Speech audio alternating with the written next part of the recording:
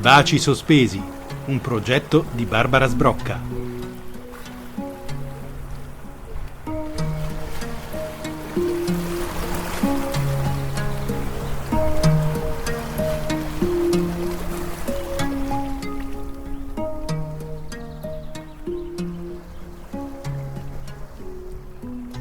We met in an interview, a job interview. It was the first time I met him.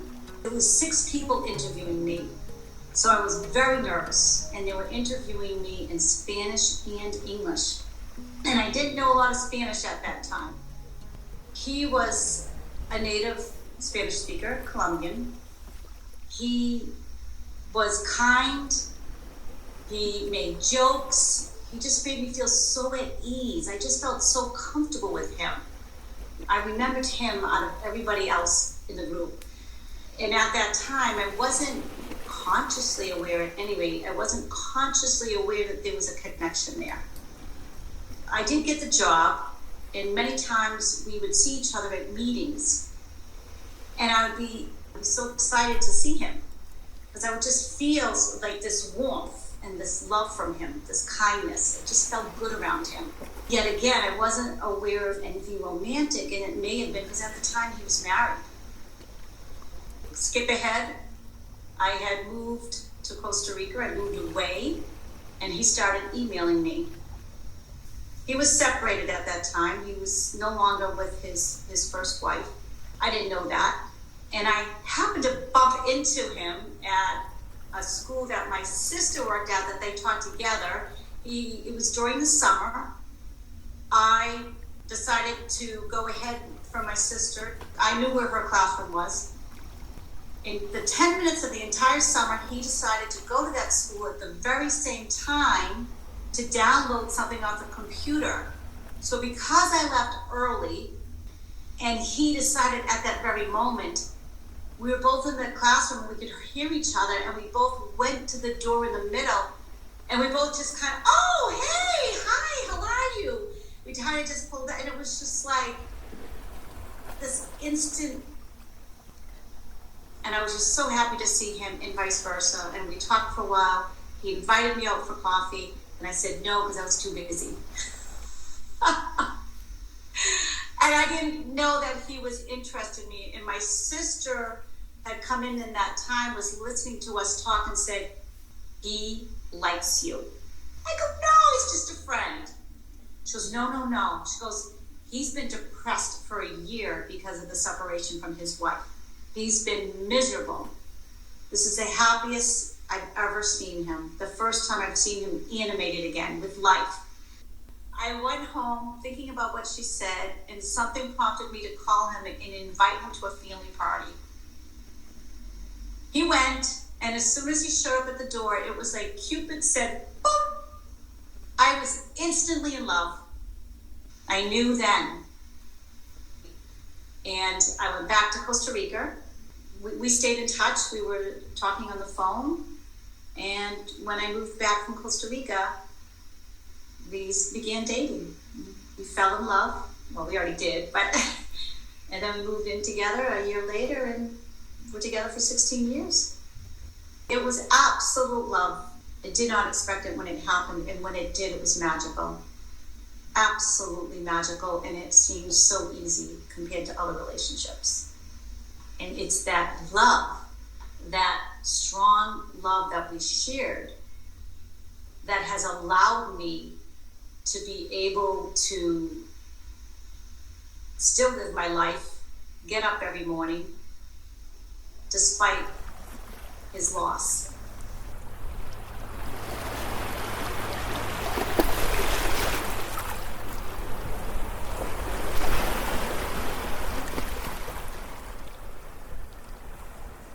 During his illness, He was so sick. You forget about the small stuff. You don't waste your time with small stuff.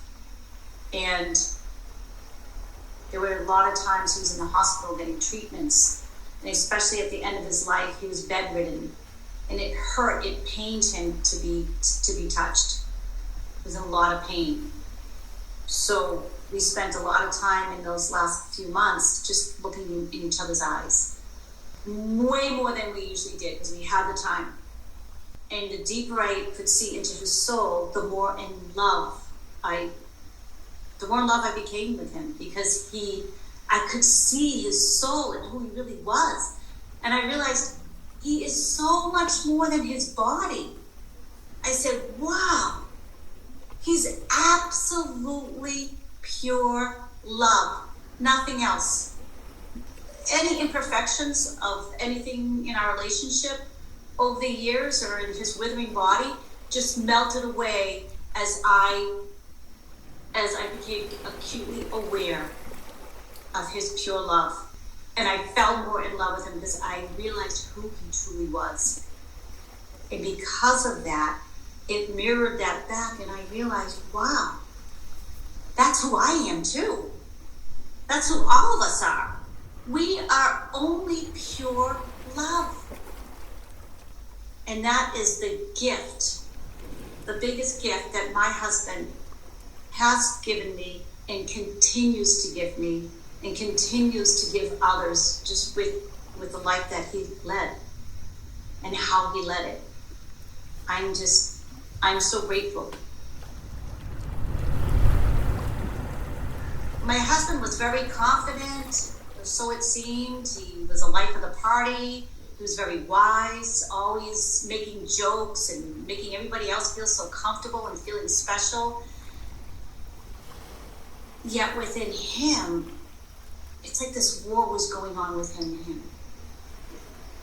He had a skin condition that developed. He had reflux. And then he had this twinge of pain in his throat that he first noticed at his father's funeral. And for 6 months after that, he had laryngitis. And later he would share with me that he resented his dad for a lot of things, but he didn't want to share that with dad. He didn't express it because he felt like it wasn't being honorable to his dad, number one. He felt like it would create conflict in their relationship. He was afraid he would lose the relationship with his dad. Yet ultimately it created conflict within himself. And so the body wanting to express that authentically and it not being used is this tumor that developed within my husband's throat. And ultimately he lost his ability to use his voice.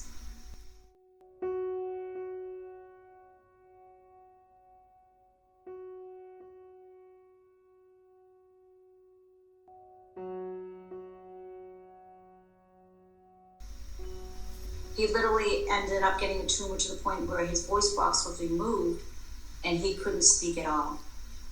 Not at all.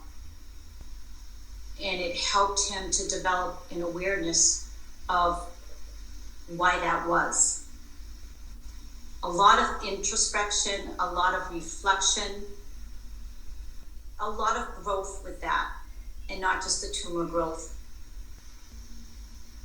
And what if on some level he had chosen that to not only allow himself to grow, but to allow others around him to grow, to influence them, to get them to think, okay, wait a minute, where in my life am I not being authentic? Where in my life am I not authentically expressing myself?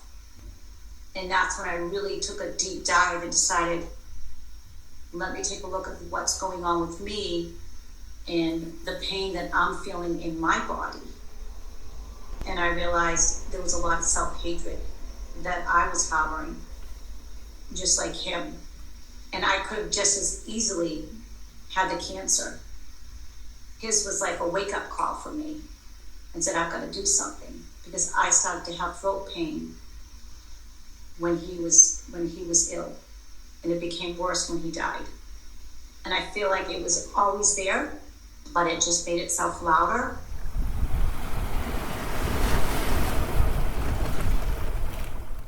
I allowed myself to grieve, number one. I allowed myself. And I allowed myself to grieve in a way that felt right for me. Because so many people with good intentions were like, oh, so you've got to do this, you've got to do this. It was all this advice. So I really allowed myself to honor what felt right for me. I've never met so many amazing healers, mentors, coaches, personal development. I really went into it full. That was like my full-time job, was my healing journey. And I moved to the beach. And it's what I needed. And that's why it's so important to honor ourselves and what feels right for us. And to listen, and listen within. That's another thing my husband didn't do. He didn't listen within. He didn't listen to his own body and what it was trying to tell him. And so I thought, no, I'm going to listen to my body. Because we have all these other people that are telling us how it should be, these external, even these, what most people do, we think that it's the right thing because it's normal. It's only normal because it's what the majority of people do, but it doesn't mean it's the right thing for us. And so I listened.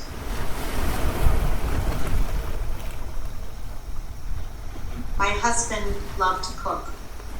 When he got the cancer, he could no longer eat by mouth, he could no longer taste, he could no longer smell, and yet he cooked more than ever. It's like that was the way he created, that was his art form, and I felt his love through that. Yeah, it was made with so much love, and there was still food that he had prepared in the freezer after he died. It's almost like he was preparing them, knowing that I would be grieving and not wanting to cook or eat.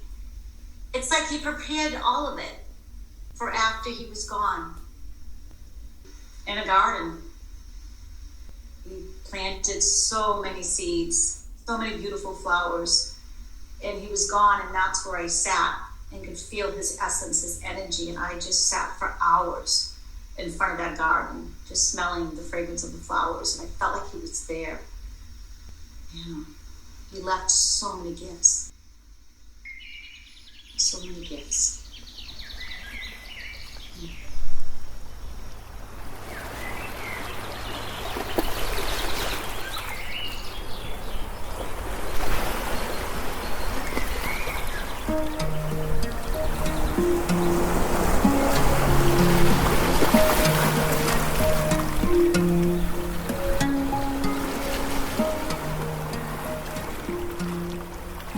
Baci sospesi, un progetto di Barbara Sbrocca.